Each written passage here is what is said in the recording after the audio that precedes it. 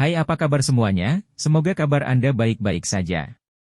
Terima kasih karena sudah memberikan support dan juga kesetiaan Anda untuk membangun channel Codot Film. Yuk kita lanjutkan alur ceritanya, sambil siapin kopi dan cemilan, setting suara volume full. Gasken. Kabur dengan harta karun.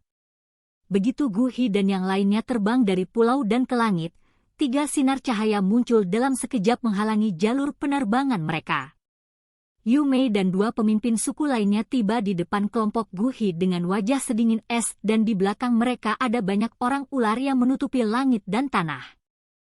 Kamu datang dan pergi sesukamu, tempat seperti apa kamu mengambil suku ularku? Yan Qi memiliki douki merah menyala menutupi tubuhnya.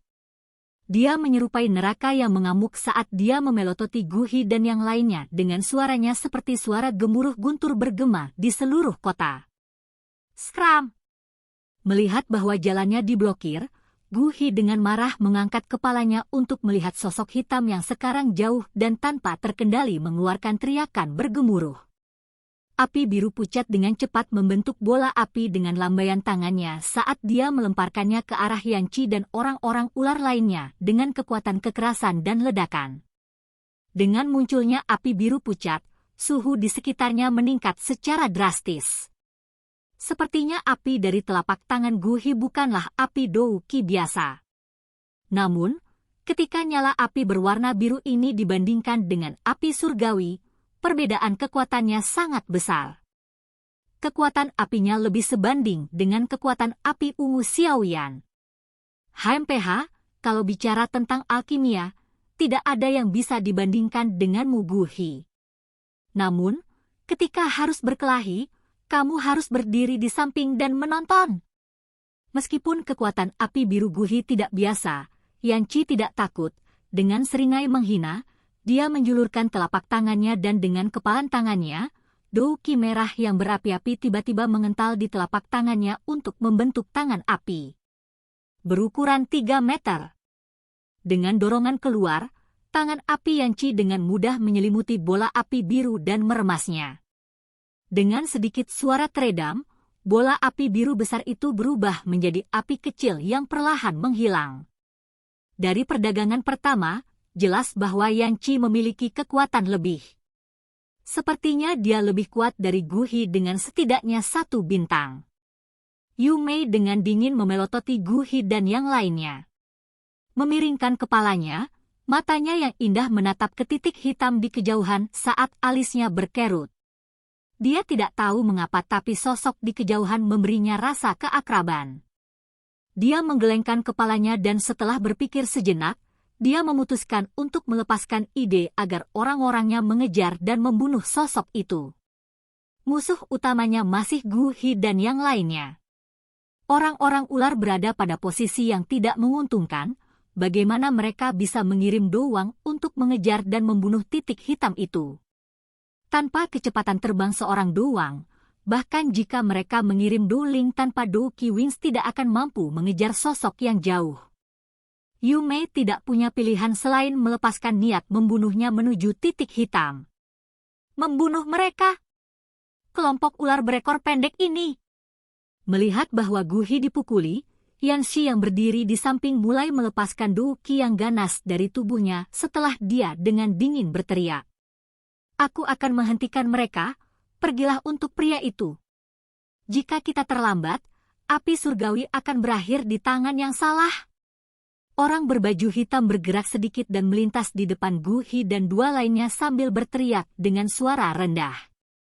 Gu Hi ragu-ragu ketika dia pertama kali mendengar apa yang dikatakan sosok itu tetapi menganggukkan kepalanya dengan tegas sesudahnya. Mengenai kekuatannya, dia tidak ragu bahwa dia tidak akan menerima banyak kerusakan ketika menghadapi 3 doang, jadi dia tidak menyia-nyiakan setiap kali berbicara omong kosong. Dengan lambaian tangannya, Gu Hi dan Yan Qi menyerbu ke arah lain. Kembali ke sini. Melihat itu Gu Hi dan yang lainnya mundur. Yan Qi dan 2 orang ular lainnya bergemuruh keras saat tubuh mereka dengan cepat melintas ke arah kelompok Gu Hi. Orang berjubah hitam itu seperti hantu, muncul di depan orang-orang ular. Lengan jubahnya melambai dengan lembut untuk membentuk gelombang angin kencang di langit. Di antara angin kencang, bilah angin cian yang sangat besar ditembakkan, dengan cepat mendorong trio manusia ular kembali ke titik awal semula. Lawanmu adalah aku. Dengan bebas berdiri di udara di atas, kata orang berbaju hitam dengan bosan. Dengan tidak ada seorang pun di level pertempuran Ratu Medusa, orang berbaju hitam menjadi orang terkuat di daerah tersebut. Menghentikan pasukan 10.000 seorang diri, untuk seseorang yang setingkat dengannya, tidak berlebihan. Bunuh dia? Dengan dingin memelototi orang berbaju hitam di depannya, bahkan Yan Qi yang cepat marah tahu bahwa lawan di depannya jauh lebih mampu daripada Gu Hi sebelumnya. Dengan satu teriakan keras, 3 aura ganas dan mengesankan muncul di langit dan terjalin.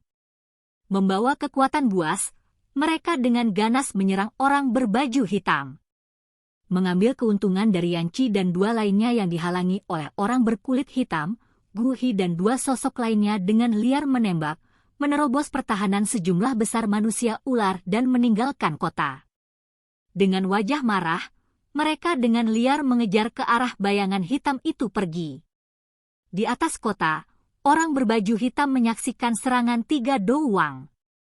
Orang kulit hitam itu menghindar dengan santai dan sesekali akan menembakkan kejutan tajam yang akan menyebabkan salah satu Douwang jatuh kesakitan.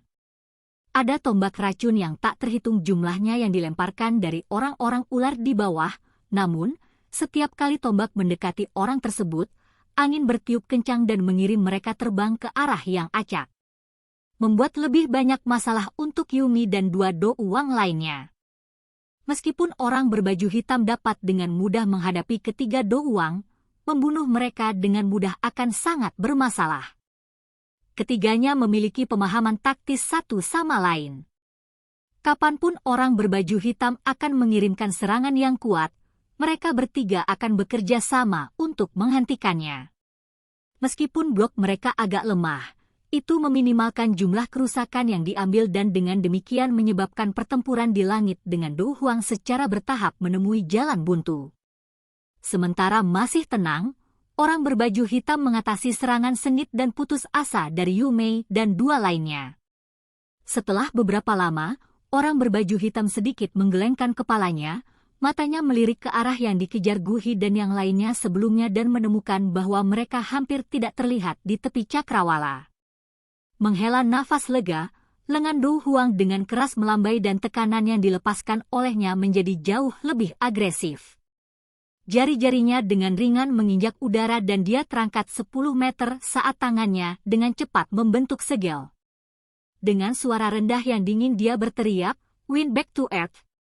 Diikuti oleh teriakan itu, angin berwarna hijau tiba-tiba mulai berkumpul di udara di atas Douwang, membentuk lapisan awan bundar yang hijau, tebal, yang membawa tekanan besar.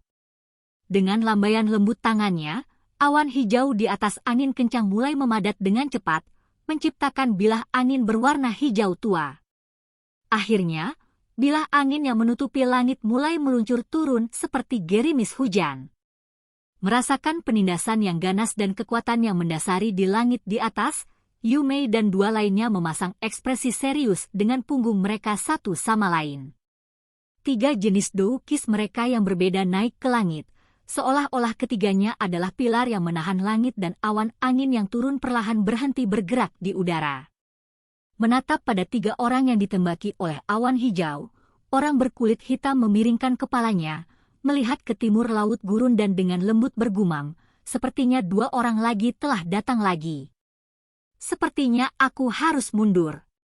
Sebuah tangan halus sepucat dan seputih giok menarik diri ke dalam jubah hitamnya.